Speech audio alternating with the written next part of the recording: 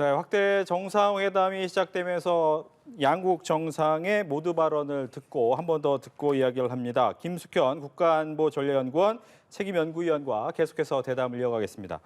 위원님, 보면 양국 정상이 각자의 얘기를 한 것 중에서 좀 기억에 남는 부분을 좀 짚어봐야 될 것 같은데, 먼저 우리 대통령 같은 경우에는 한일 관계에 대해서 좀 개선, 또 과거에서 얽매이지 말아야겠다는 부분을 또 한 번 강조한 것 같더라고요. 이 부분 좀 이야기를 해주시죠. 예, 맞습니다. 대통령께서 얘기하신 부분은 크게 세 가지로 볼 수가 있는데요. 첫 번째는 아까 말씀하신 12년 만에 이제 셔틀 외교가 복원되었다라고 하는 점을 이제 강조를 하셨고, 네. 그다음에 두 번째로는 이제 양국 관계 이제 좋은 시절로 다시 회귀할 수 있으면 좋겠다라고 하는 앞으로의 이제 한일 협력 공조, 양국 공동 이후의 추구라고 하는 이제 한일 관계에 있어서의 어떻게 미래지향적으로 나갈 것인가 하는 부분을 강조를 하셨고, 그다음 세 번째는 저희가 좀 관심이 굉장히 많은 부분이죠. 네. 과거사에 대한 부분을 이제 한미 정상회담 때 미국에 가셨을 때 하버드 대학교에서 본인은 과거에 너무 연연해하지 않는다라고 하는, 즉 미래를 위해서 나아가기 위해서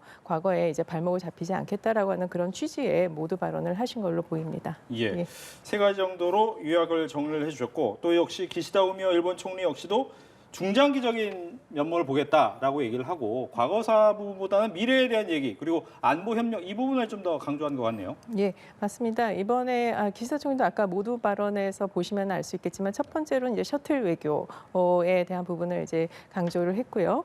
그다음에 이제 5월 19일부터 21일 있을 이제 G7에 있어서의 그 굉장히 중요한 부분이기 때문에 그 부분에 있어서 협력, 그다음에 북한 및 이제 국제 정세 논의, 그다음에 제일 핵심적인 것은 역시 안보에 관련된 논의라고 볼 수 있는데 뭐 한 이 정도 세 가지 정도 얘기했다 이렇게 볼 수 있겠습니다. 알겠습니다. 네. 중간 정도에서 한 번 더 얘기를 해보면, 우리 대통령께서 얘기한 것이 이제 일본과의 관계가 좋았던 데보다 더 좋은 것으로 가야 되는 책임감을 갖고 있다라고 하는데, 어떤 시기를 얘기하는 걸까요, 그러면? 그렇죠. 이게 지금 사실 12년 만에 그 방한이 이루어지고 저희 네. 대통령이 방일을 했다라고 하는 것은 사실 정상적인 관계, 이웃 국가로서 정상적인 관계라고 보기는 좀 어려웠었던 것 같습니다. 즉 셔틀 외교 복원이라고 하는 거 의미는 굉장히 큰 의미를 사실 담고 있는데요. 네. 그러니까 양국 간의 어떤 현안, 외교, 안보를 떠나서 모든 현안에 있어서의 뭐 문화 협력뿐만 아니라 이런 현안들에 있어서 양 정상이 빈번히 이제 왕래를 하면서 이러한 부분들에 대해서 촘촘히 이제 현안에 대해서 논의를 하겠다라고 하는 취지가 바로 이제 셔틀 외교라고 하는 건데요. 네. 그렇기 때문에 이 셔틀 외교가 복원되고 개시가 된다라고 하는 것은 한일 관계가 적어도 그 양 정상 간에 있어서의 그런 외교가 정상화되었다, 정상적으로 가동되기 시작했다라고 이렇게 볼 수 있을 것 같습니다. 네. 네, 지금 현 시간 두 정상 확대 정상회담 중이고요. 아무래도 앞선 소인수 회담과는 달리 확대 회담에서는 당국자가 모두 들어가 있어서 양국의 의제를 또 정하게 되고요. 아무래도 이 의제가 어떤 주제가 나올지에 대해서도 관심이 계속해서 쏠리는 상황입니다. 어떤 사안에 대해서 가장 강조점을 둘 것이다, 이렇게 좀 보십니까? 사실 제일 이번에 그 기시다 총리가 방한을 이렇게 이른 시기에 이제 결정을 한 것은 네. 사실 4월 26일에 있었던 한미 정상회담이 가장 크게 그 작용을 했다고 볼 수 있겠습니다. 거기 한미 정상회담에서 강철 같은 한미 동맹을 강조를 했고요. 그다음에 이제 무엇보다도 이제 워싱턴 선언이라고 하는 핵 협의 그룹이라고 하는 것이 이제 신설하겠다라고 하는 그 취지로 그 말씀을 하셨는데, 네. 바로 이것은 이제 한반도에 있어서 어떤 전략 물자, 전략 무기가 이제 들어올 수 있다라고 하는 그런 부분을 이제 담는 그런 내용이고요. 그렇게 된다라고 한다면 당연히 이제 미일 동맹이라고 하는 부분도 크게 변화할 수밖에 없고, 그렇기 때문에 이번에 이제 기시다 총리가 방한을 하게 된 결정적인 이유는 한미 정상회담에 대한 어떤 결과물에 대한 얘기를 듣고, 그다음에 이제 한일 관계뿐만이 아니라 이제 한미일 협력을 향후 어떻게, 특히 안보 분야에 있어서 어떻게 논의해 나갈 것인가를 이제 얘기하는 것이 이제 주된 이번에 이제 한일 그 정상회담의 주요 의제라고 이제 볼 수 있습니다.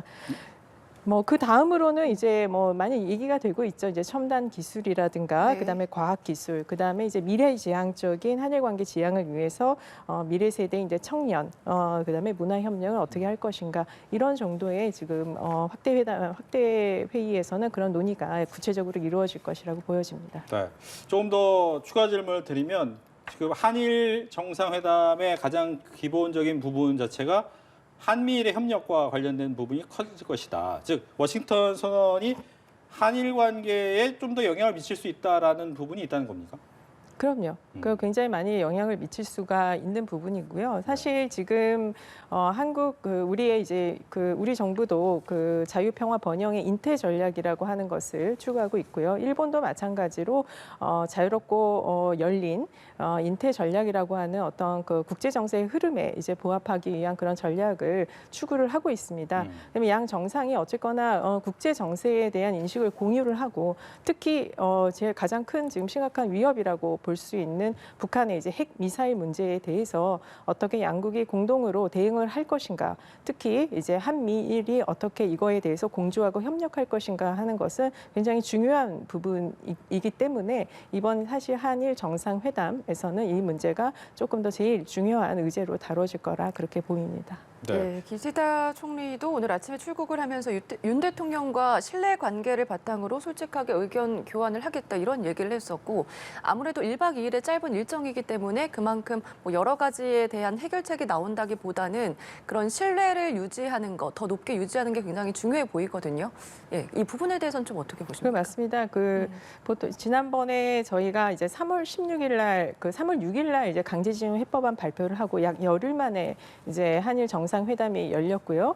이번에도 이제 불과 이제 52일 만에 네. 사실 이제 답방 형식의 이제 한일 정상회담이 이제 다시 열리게 그렇게 되었습니다. 사실 이건 굉장히 이례적인 그런 굉장히 빠른 진전이라고 이렇게 볼 수가 있고요. 네. 사실 이 부분에 있어서는 아까 말씀드렸지 4월 26일에 이제 한미 정상회담이라고 하는 그런 부분이 있고요. 그다음 기시다 총리한테 있어서는 제일 중요한 것이 바로 이제 히로시마 G7 5월 19일부터 21일까지 열리는 거기에 이제 G7 회의뿐만이 아니라 한미일 정상회의가 이제 5월 21일 예정이 되어 있다고 이제 보도가 되고 있는데요. 네. 사실 이 부분이 굉장히 중요한 사실 핵심 부분이고 그렇기 때문에 그 전에 한미 정상회담에서 논의되었던 부분에 대한 어떤 이야기를 듣고 그 다음에 한일 이제 5월 21일이죠. 한미일 정상회의에서 좀 더 구체적인 한미일 논의가 이루어지기 위한 사실 이게 전 단계라고 이렇게 보시면 될 것 같습니다. 예. 네.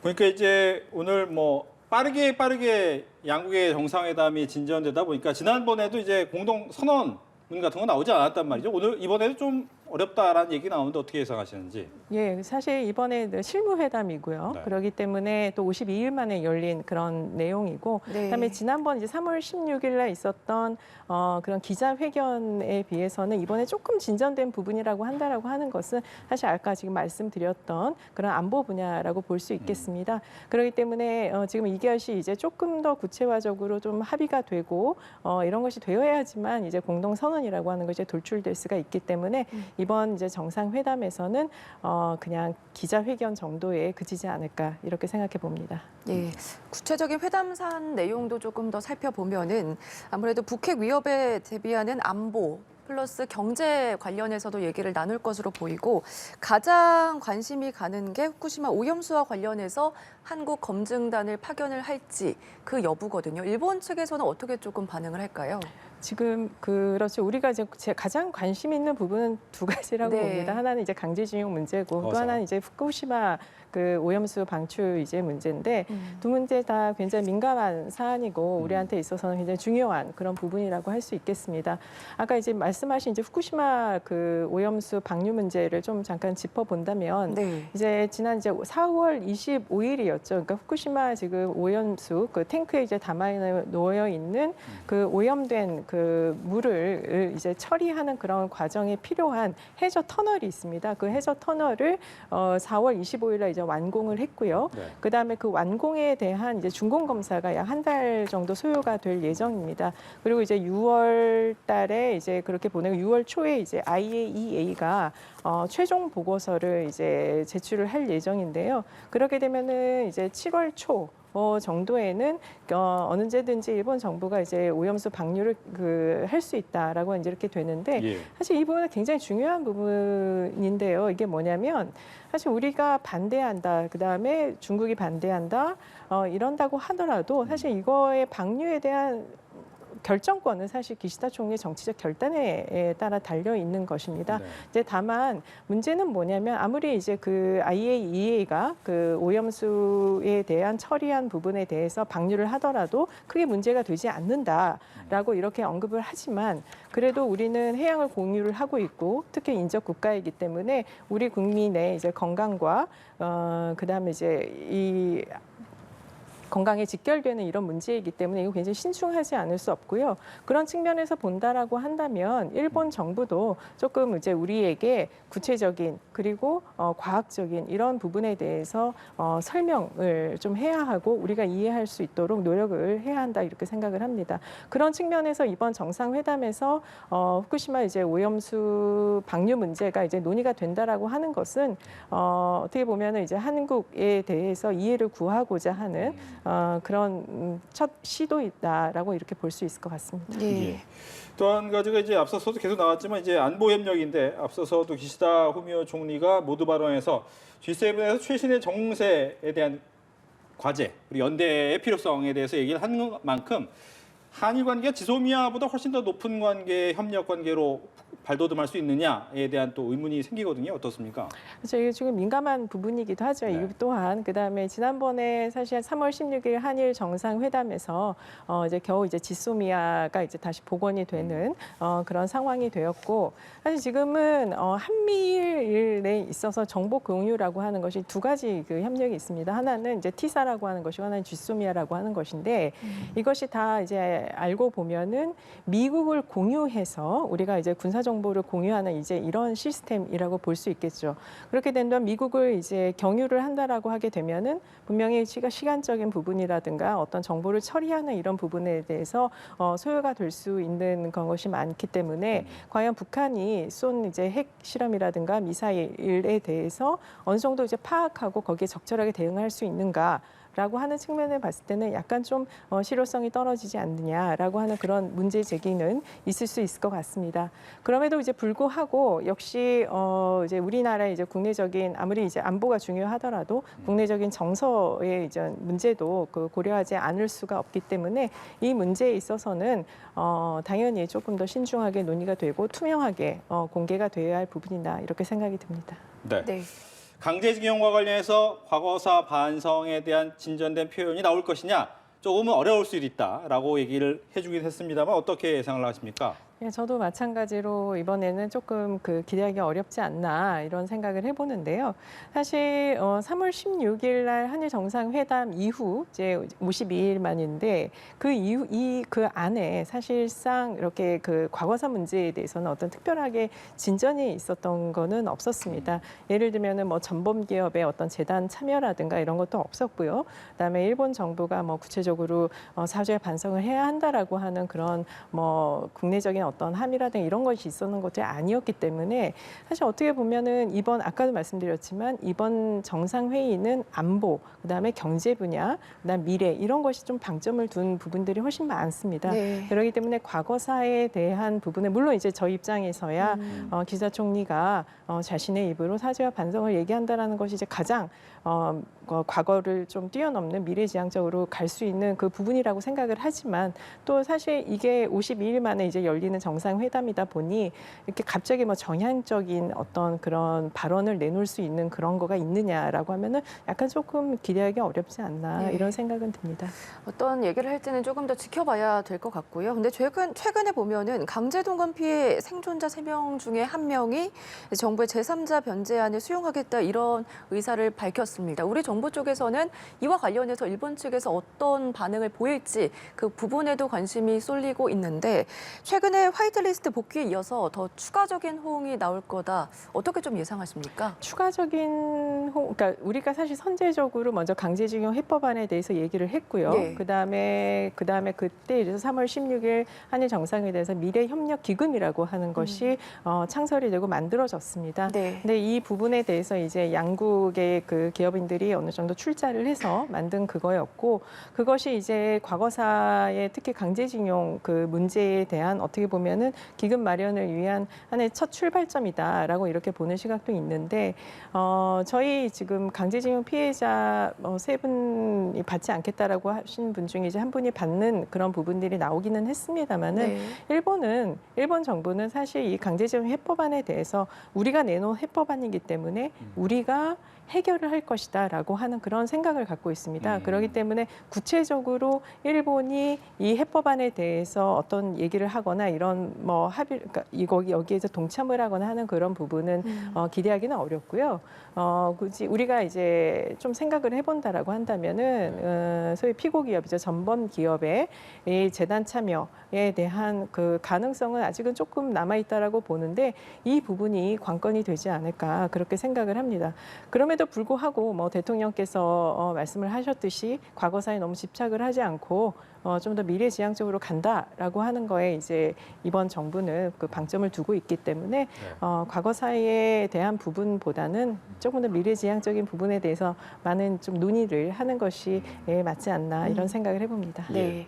현 정부가 이제 미래지향적인 또 청년의 먹거리 부분에 대한 고민이 많다라는 생각은 들지만, 또 한편에서는 진전된 과거사 표현이 한마디라도 나오면 좋겠다라는 생각이 있거든요. 즉 우리가 물잔의 반은 채웠는데 나머지 반을 채워줄 것이냐, 즉 과거 역대 수상의 역대 정부의 입장을 답습하겠다라는 부분에서 좀 더 나가는 말이 나올 수 있습니까? 그러면?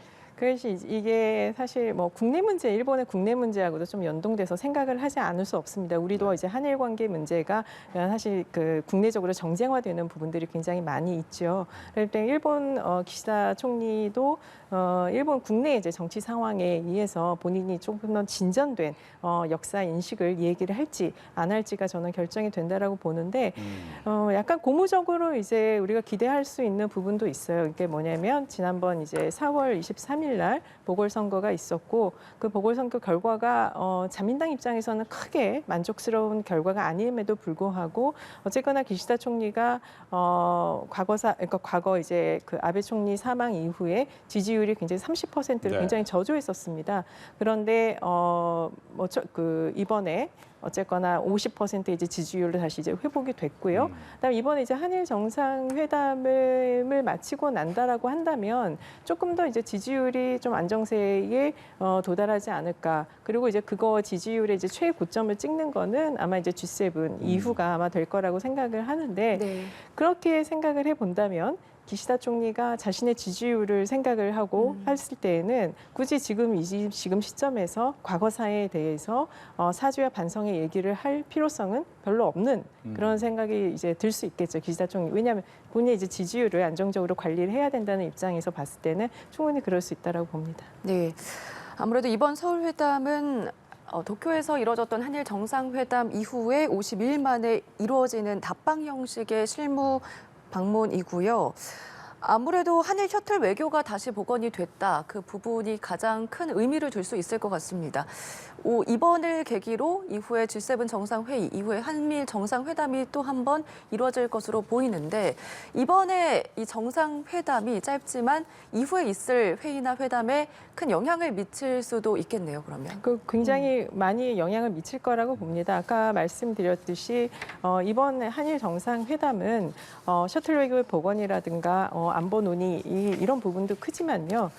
사실 5월 21일 날 예정되어 있는 이제 한미일 정상회의에서 논의될 의제, 특히 안보 분야에 대한 이제 논의될 의제에 대해서 약간 조율을 하고 서로 상호 입장을 확인을 하는 그런 측면이 가장 강하다고 중요하다고 그렇게 볼 수 있기 때문에 이번 한일 정상회담뿐만이 아니라 G7 다자에서 이제 만났을 때에 우리 대통령의 물론 다자 외교도 굉장히 중요한 부분이긴 합니다만은 네. 이런 부분들이 다 계속해서 이어지는 그런 부분들이기 때문에 이번 정상회의도 마찬가지로 양국의 이제 정상들의 어떤 외교적인 그런 일정에 의해서 결정되는 그런 부분일 것이다라고 이렇게 생각해 볼 수 있을 것 같습니다. 네. 네. 이번 G7 같은 경우에는 우리나라는 옵저버 형식으로 참가를 하게 되는데 일각에선 G7을 G8으로 만드는데 우리나라가 거기에 포함되는데 일본의 역할이 굉장히 중요하다라는 얘기도 나오더라고요. 즉 일본이 어느 정도 동의해 주느냐의 문제도 있을 것 같은데 이런 부분에 대한 뭐 일본에서의 이야기는 어떻게 좀 나오고 있나요? 일본은 G7 유일하게 이제 아시아 그렇죠. 국가죠.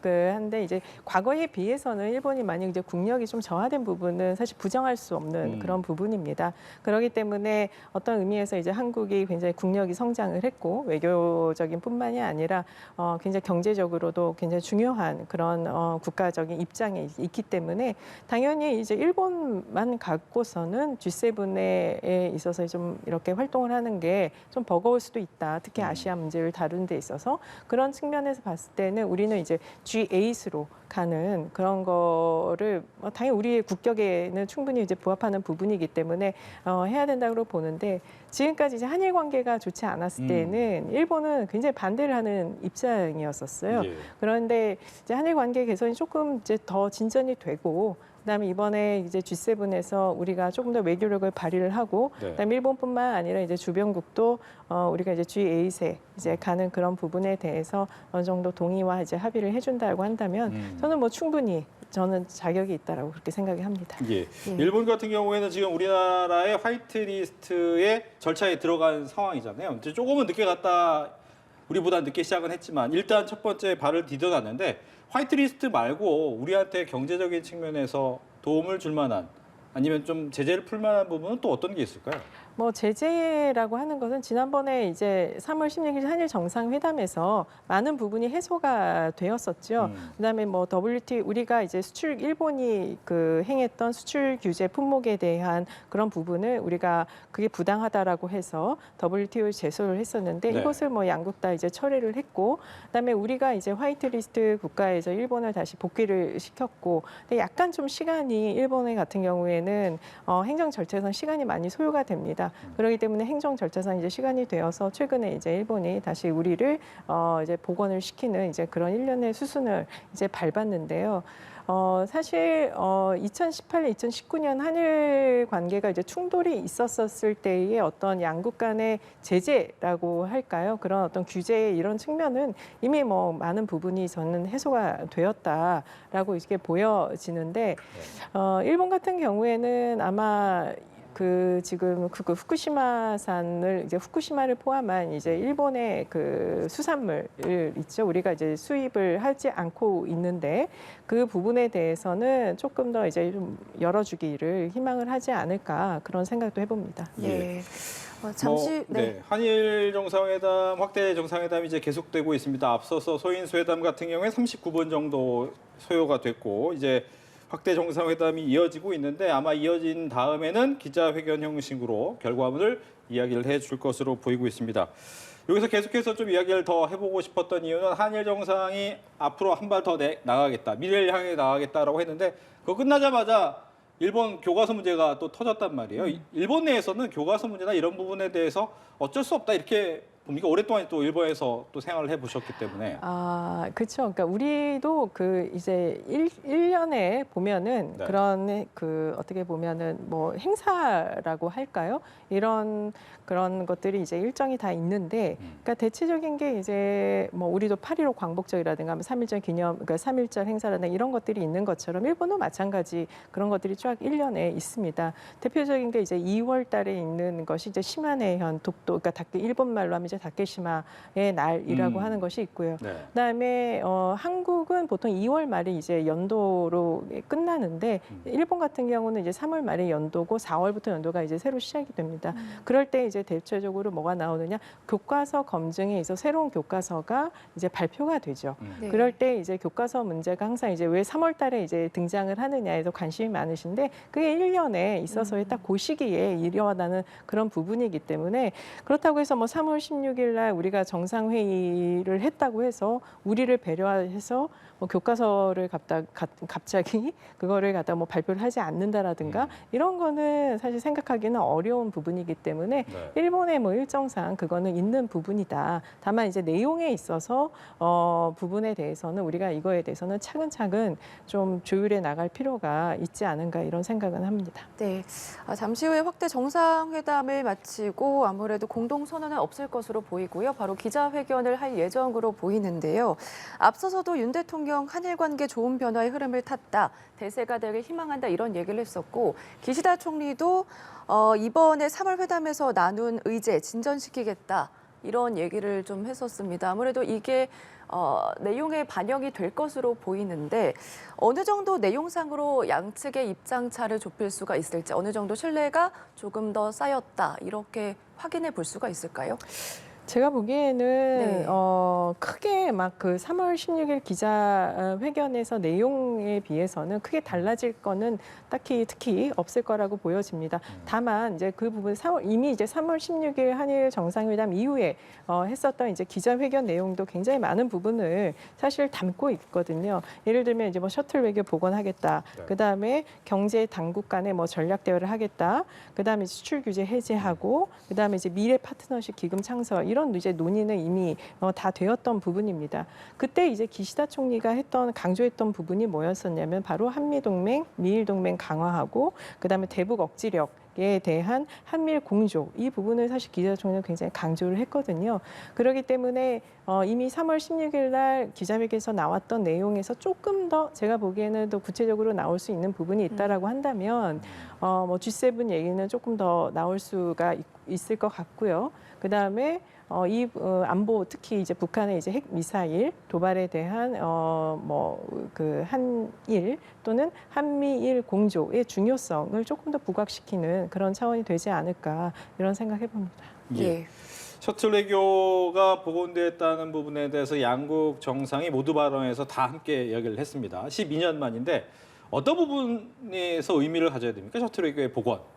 셔틀 외교의 복원이라고 하는 것은 이게 셔틀 외교를 하자라고 사실 얘기를 했던 거는 1998년 한일 공동 선언에서 시작이 된 거였었어요. 그래서 그 이후에 이제 계속해서 뭐 한일 이제 그 간의 정상들이 이제 셔틀 외교를 그런 하는 진행 과정에 역시 이제 한일 관계에 있어서 약간 기복이 있는 그런 시기가 있었고 네. 그렇기 때문에 셔틀 외교가 중단됐던 시기도 몇 차례 있었습니다. 근데 사실 셔틀 외교가 이제 완전히 중단이 됐고 12년 만에 됐던 거에 가장 큰 문제 그거에 대한 계기는 이명박 대통령이 이제 독도 방문을 이제 계기로 해서 사실 한일 관계가 악화되기 시작을 했고 그 이후에 이제 약 12년의 시간이 걸린 그런 부분입니다. 말씀드렸듯이 한일은 물론 이제 발전도 했고 협력도 하고 그렇지만 반목도 많았던 그런 부분입니다만은 12년 동안 양자가 이렇게 가까움에도 불구하고 상호 방문을 하지 않고 이랬다라고 하는 그런 부분들은 어떻게 보면은 약간 좀 비정상이었다라고 이제 볼 수 있을 것 같습니다. 그렇기 때문에 셔틀 외교 복원이라고 하는 것은 한일 관계가 비정상에서 약간 정상화로 다시 이제 복원되는 그런 과정이고 그렇기 때문에 이제 소통을 통해서 한일 관계를 좀 더 이제 좀 더 진전시켜 나가자라고 하는 그런 의미를 담고 있기 때문에 셔틀 외교의 복원이라고 하는 것은 굉장히 큰 의미를 갖고 있다 이렇게 볼 수 있을 것 같습니다. 네. 뭐 이제 화면에 나오는 건 이제 오늘 오전에 이제 와서 도착한 이후에 이제 악수하는 모습도 보여주면서 오늘 한번 함께 만나는 모습을 보여줬는데 네. 오기 전에 이제 기시다 총리 같은 경우에 현충원을 들렸잖아요. 네. 이제 현충원에 들려서 방명록에 이제 인쇄된 곳에 이름만 쓰는. 근데 과거에도 약간 그런 경우는 좀 있었다고는 하긴 하는데 현충원을 갔다 온 의미라든가 뭐 여기에 대해서 이름만 썼다든가 이런 부분은 좀 어떻게 보셨는지 궁금합니다. 뭐 현충원을 이제 국가 정상이 그 방한을 했을 때 현충원을 방문하는 거는 뭐 당연한 이제 어떤 의례 국가에 대한 예우 우리 한국에 대한 예우를 갖추는 의미에서는 굉장히 중요한 그런 의미를 담고 있습니다. 네, 하나 좀 흥미로운 점은 네. 일본은 이런 현충원과 같은 어떤 국립묘지가 사실 없거든요. 아하. 그렇기 때문에 일본에 그러니까 정상에 갔을 때에 이제 그런 국립묘지와 같은 그런 시설이 없고 대신 일본은 뭐 야스쿠니라고 하는 이제 신사의 그런 위령들을 이제 그걸 모시고 있는데 네. 그렇기 때문에 일본에서도 좀 정상들이 왔었을 때 이렇게 국립묘지나 이런 걸 참여할 수 있도록 이런 걸 만들어야 되지 않느냐라고 한 사실 이런 논의가 있었는데 이런 게 이제 정치와 또 이제 종교의 문제로 또 부각을 될 수 있는 부분이기 때문에 아직까지는 이제 구체적으로 논의가 되지 않고요. 그다음에 이제 기시다 총리가 현충원을 참배했다라고 하는 것은 정상의 방문으로서 한국에 대한 예의를 갖추는 그런 첫 시발점에서의 현충원 방문이라고 하는 점에서는 높이 평가할 수 있을 것 같고요. 네. 그다음에 방목록에 뭐 사인을 하는 것도 뭐 다른 이제 바이든 대통령이라든가 다른 뭐 대통령 정상들도 다 하는 그런 일련의 의례적인 그런 일이기 때문에 여기에 큰 의미를 이제 부각시킨다라고 그렇게 보기는 조금 어려울 거는 같습니다. 이제 다만 뭐 영어로 저렇게 이제 방문하는 거에 대한 이제 영어로 이제 되어 있기는 한데요. 아마 이제 그 총리가 뭐 이제 영어로 직접 써도 되기는 하겠습니다만은 아마 이제 일본어로 쓰는 이러는 것보다는 이미 이제 내용이 그 어느 정도 인쇄되어 있는 것에 대해서 방명록을 하는 것이 좀 절차상 좀 편리한 그런 부분도 있기 때문에 그렇게 좀 진행을 하지 않았나 이런 생각도 해보네요. 예. 그리고 그 이후에 현충원 방문 이후에 환영 행사가 공식적으로 이루어졌습니다. 3월에 방일을 했던 그 부분에 대한 환대다 대통령실에서는 이런 입장을 밝히기도 했었는데 용산 대통령실 잔디 광장에서 이루어졌고요. 굉장히 짧은 시간이었지만 굉장히 준비를 잘했다 이렇게도 볼 수가 있을 것 같습니다. 이 부분은 어떻게 좀 보셨어요?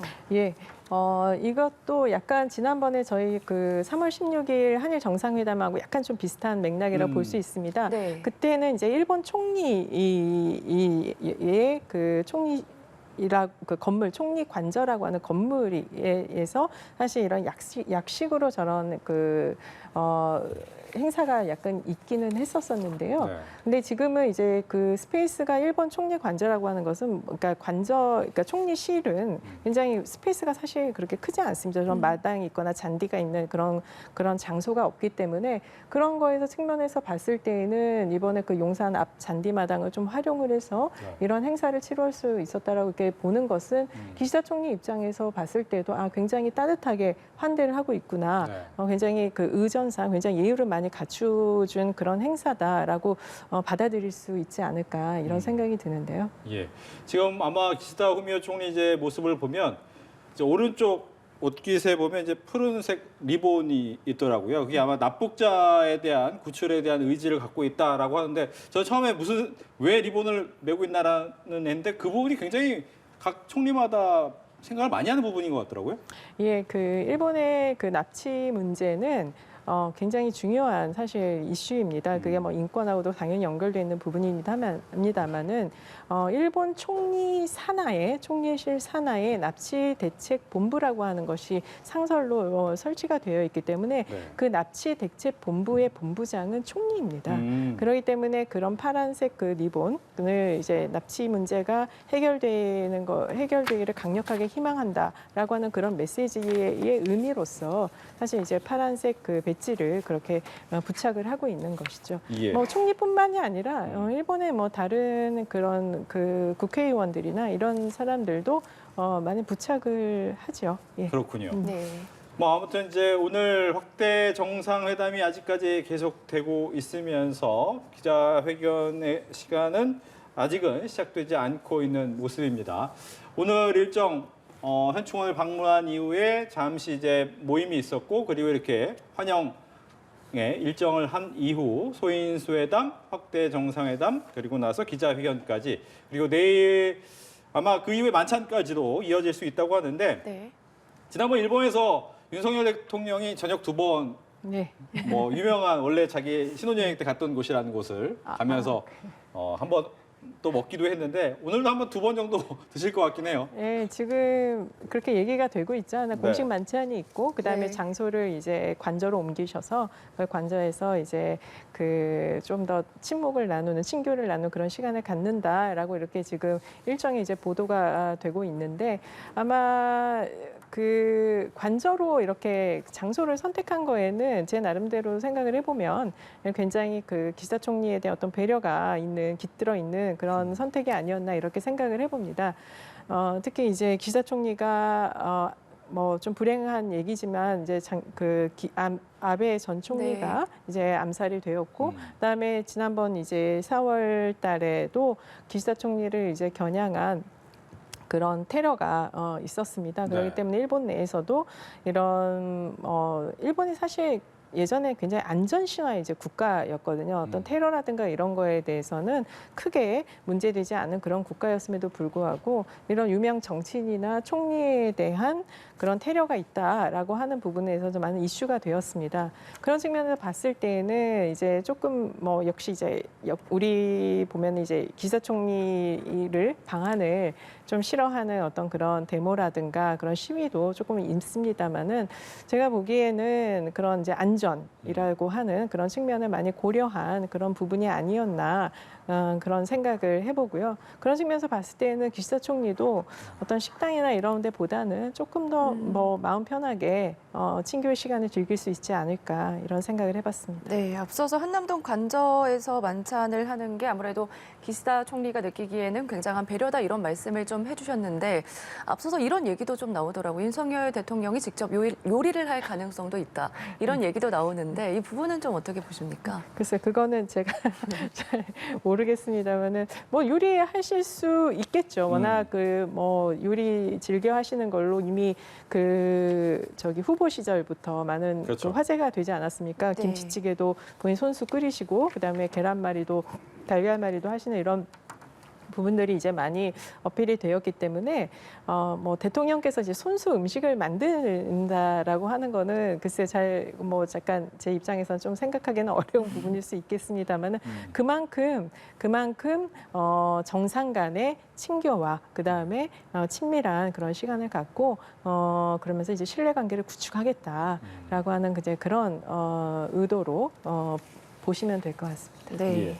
또한 이제 한일 정상들이 많은 얘기를 만나고 많은 선언도 하고 뭐 가장 유명한 게 김대중 오부치 선언이 가장 인상 깊은 선언이기도 했지만 이런 선언을 통해서 많은 변화의 시작이 있었는데 그 이후에는 답습한다, 따라한다, 뭐 우리는 계승한다 정도에서 그치고 더 나가지 않는 이유가 뭡니까? 즉 우리 윤석열 대통령 같은 경우 외국 외신과 인터뷰에서 계속해서 사과를 강요할 수 없다라고 얘기한 부분과도 일맥상통하는 부분이 있을 것 같기도 하고 어떻습니까? 맞습니다. 그러니까 사과의 어떤 수위라든가 이제 이런 것이 그러니까 나는 사과를 했다라고 하더라도 상대방이 그거를 못 받아들이면 그러면 언제까지 사과를 해야 되느냐 하는 이런 문제하고도 사실 연관성이 있는 부분인데요. 지금 우리가 항상 한일 관계가 가장 좋았던 시기를 얘기를 했을 때는 1998년 한일 공동선언, 김대중 오부치 선언을 이제 많이 이야기를 합니다. 근데 그때 당시 1998년도에 도출될 수 있을 만한 그 내용을 보면은 약 8가지 항목인데 정말 대단한 진전을 보인 그런 선언이었거든요. 근데 그 선언이 계속해서 그거보다 더 높은 수위에까지 발전을 한다? 저는 사실 그 부분에 대해서는 좀 약간 기대하기 어렵다. 왜냐? 그만큼 김대중 오부치 선언이라고 하는 것이 굉장히 당시 상황에 있어서도 좀 있을 만큼 굉장히 진도를 많이 나간 한일 관계에 있어서 한일 양국 간의 어떤 그런 선언이었고요. 사실 이 선언이 선언으로만 계속 이제 구체적으로 유지가 됐었어도 한일 관계가 이렇게 나빠지지는 않았을 텐데 그 이후에 이제 일본도 이제 정치인이 그 총리라든가 바뀌게 되면 자신의 입으로 얘기하고 싶어하지 않는 그런 총리도 있습니다. 아까 말씀드렸듯이 어떤 지지율, 국내 정치와도 연동될 수 있는 부분이기 때문에 그런 것들이 이제 또 우리 입장에서 보면은 뭐 수용하기 좀 어려운 그런 측면도 좀 없지 않아 있고요. 그렇기 때문에 일단 본인이 본인의 자신이 어떤 그런 과거사에 대해서 합의라든가 어떤 이런 거를 정상 간에 있어서 크게 합의를 하거나 이런 거 아니면 사실 본인의 입으로 담화를 발표한다라고 하는 그런 거는 그렇게 쉬운 결정은 아니라고 그렇게 보여지거든요. 그럼에도 불구하고 어쨌거나 우리의 성에는 절대 만족하지는 않지만 네. 그럼에도 불구하고 김대중 오부지 선언을 계승한다. 그다음에 역대 내각의 어떤 역사 인식이라든가 이런 거를 계승한다라고 하는 것은 물론 우리의 이제 그런 아베 담화라든가 이런 부분에서는 만족할 수 없는 부분이기도 합니다만은 그래도 어쨌거나 부정하는 그런 멘트를 하지는 않는 거기 때문에 어떤 일부 진전된 조금 더 나아간 어떻게 우리의 입맛에 맞는 사과와 반성은 아닐지라도 네. 적어도 그걸 부정하지 않는 선에서는 현상 유지를 하고 있는 것이 아니냐 이렇게 봐야 되지 않을까 생각합니다. 네, 일본의 내부 상황을 어느 정도 고려하기 때문일지도 모른다 이런 말씀을 좀 해주셨는데 아무래도 뭐 과거사 문제는 때려야 뗄 수 없는 또 문제이기 때문에 계속해서 언급이 될 가능성이 높습니다. 그렇다면 어느 정도의 내용이 좀 포함이 되면은 좀 긍정적으로 받아들일 수가 있을까요? 그거는 이제 아까도 얘기 드렸지만 사과를 하는 입장과 사과를 받는 입장에서의 수위의 차이라고 저는 생각이 드는데요. 그러니까 또 이제 어떤 정치 문화의 차이도 있는 것이고, 그다음에 이제 각국이 처한 가해자 입장과 피해자 입장. 또 일본은 본인들이 가해자라고 그렇게 생각하지 않는 부분도 굉장히 크거든요. 그렇기 때문에 이런 것들이 좀 정리가 되어야 하는데 사실 저희가 이제 과거사라고 하는 것이 저희 위안부 합의 때도 마찬가지였습니다마는 과거사라는 것이 저는 그렇게 생각을 합니다. 그 합의를 한다, 어떤 선언을 한다라고 해서 역사 인식이 완전히 바뀌느냐 그렇지는 않거든요. 사실 인식이라고 하는 것은 이미 고정된 인식을 바꾸는 거는 상당 부분 시간이 소요되고 바뀌지 않을 수도 있는 부분인 거고 그렇기 때문에 사죄와 반성을 계속해서 해주기를 우리는 기대하고 당연히 그렇게 해야 된다고 생각을 하지만 일본의 입장에서는 또 총리가 바뀌고 어떤 정치 성향이 다른 그런 사람들이 또 총리가 된다라고 하면 그런 부분에 있어서 조금 더 후퇴된 그런 발언도 할 수 있는 부분이기 때문에 우리도 조금 더 유연성을 가지고 그런 부분은 좀 지켜봐야 되지 않을까 생각을 해봅니다. 예. 네. 뭐 미래 세대의 기회의 장을 한번 같이 만들어 보겠다라는 것이 이제 우리 윤석열 대통령과 기시다 후미오 총리의 공통된 인식인 것 같긴 한데 문제는 과연 그렇게 되려면 교과서부터 제대로 해야 되는 거 아니냐라는 얘기를 우리 정부 입장에서는 할 수밖에 없을 것이고 단순하게 그냥 뭐 청년들이 만나서 좋은 걸 하려다 보면 의견 차이는 생길 수밖에 없는데 그게 잘못된 팩트일 경우에는 다른 얘기가 될 수 있다라는 부분이 있거든요. 즉 교과서부터 시작해야 된다라는 부분에 대해서 어떻게 보십니까? 그거는 물론 이제 맞는 말씀입니다. 그런데 이제 저도 이제 일본에서 몇 년 이제 그 대학 교수 생활을 이제 했습니다마는 일본은 지금 되게 독특한 게 우리도 뭐 역사 교육을 시키지만 일본은 그 고등학교나 중학교 때 역사 문제에 대한 부분을 그렇게 많이 다루지는 않습니다. 특히 이제 뭐 일본이 예를 들어서 패전을 했다라든가 아니면은 주변국에 이제 침략을 해서 식민지 지배를 했다라든가 이런 부분을 거의 다루지 않는 그 교과서가 상당히 많고요. 그렇기 때문에 일본의 이제 젊은 애들, 그러니까 대학생뿐만 아니라 그렇기 때문에 이런 침략을 했고 식민지에 대한 그런 어떤 교육을 받지 않기 때문에 그런 사실조차도 모르는 그런 학생들이 상당 부분 있는 것이 사실입니다. 그거에 비해서 이제 우리 같은 경우에는 아주 뭐 어렸을 때부터 철저한 역사 교육을 이제 사실 이제 받고 있는데 사실 거기에서부터 이제 차이가 사실 시작이 되는 거고 근데 과거에도 공동 역사 교과서로 사실 배워야 한다 뭐 이런 그런 부분들도 상당히 많이 논의도 되고는 했습니다마는 이 역사 교과서를 뿐만 아니라 역사 인식, 과거사 문제는 저희가 당장 너 이렇게 생각해야 된다 이렇게 강요를 하는 것보다는 조금 더 정말 시간을 두고 이것은 양국 간에 노력을 해야 하는 부분이지 지금 당장 뭐 정상 간에 논의가 되고 합의가 됐다라고 해서 이것이 달라지느냐 저는 결코 그렇지 않다라고 보기 때문에 이 부분은 우리 입장에서 굉장히 답답하고 억울하고 그런 부분들은 있습니다. 그렇지만 좀 더 시간을 갖고 지켜봐야 되는 문제다 이렇게 볼 수 있겠습니다. 예, 잠시 후 정상회담 이후에 이제 기자회견이 진행이 될 것으로 보입니다. 아무래도 이 주요 의제에 대해서 저희가 계속해서 얘기를 나누고 있는데 일본의 또 최대 관심사 중 하나는 안보 문제거든요. 특히 북한의 미사일 도발과 관련해서 어느 정도 방어를 할 수가 있을지 이 부분일 것 같습니다. 최근에도 북한에서 도발을 많이 했기 때문에 일본 측에서도 한미 워싱턴 선언으로 인해서 한미일 실시간 정보 공유, 삼국 훈련에 대한 의견이 모아졌습니다. 하지만 우리 군이 일본 자위대를 어느 정도 신뢰를 할 수 있을지 이 부분도 문제거든요. 어느 정도로 좀 정리가 될 거다 이렇게 보십니까? 근데 뭐 한일 관계 안 좋았을 시기에 그 초계기 사건도 사실 있었고요. 그다음에 일본은 정식적으로 군대가 아니죠. 자위대라고 하는 부분이기 때문에 네. 자위대의 또 전수방위를 일본은 지금 고수를 하고 있고 그렇기 때문에 양국 간의 어떤 군사적인 논의를 하기에는 좀 수위가 맞지 않는 그런 부분도 상당 부분 있습니다. 그럼에도 불구하고 어쨌거나 북한의 핵 미사일 도발이라고 하는 것이 날로 이제 좀 심각해지고 있고요. 그다음에 4월 13일이었던가요? 그다음에 북한이 이제 고체 연료를 이제 활용한 대륙간 탄도미사일이라고 하는 것을 쏘아 올렸고 이것은 사실 미국뿐만 아니라 전 세계를 위협하는 어떤 고도의 그런 미사일 기술이기 때문에 네. 이 부분에 대해서는 한미일이 어떤 공동의 어떤 안보라고 하는 공동 이익을 추구를 하기 위해서라도 꼭 협력을 해야 되는 그런 부분임에는 틀림없습니다. 예.